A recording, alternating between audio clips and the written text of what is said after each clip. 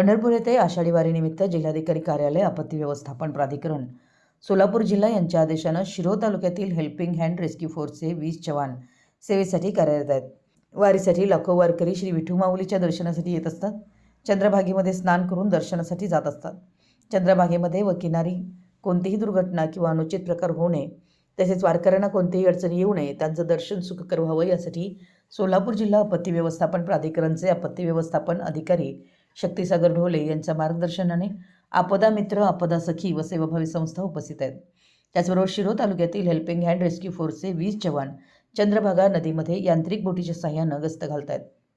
वारकऱ्यांना सुरक्षेसाठी आवाहन करतात.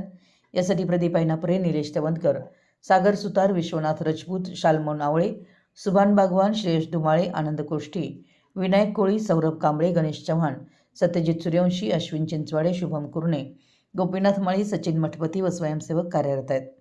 मराठी एस न्यूजसाठी दत्तवाडहून जहांगीर रनमली.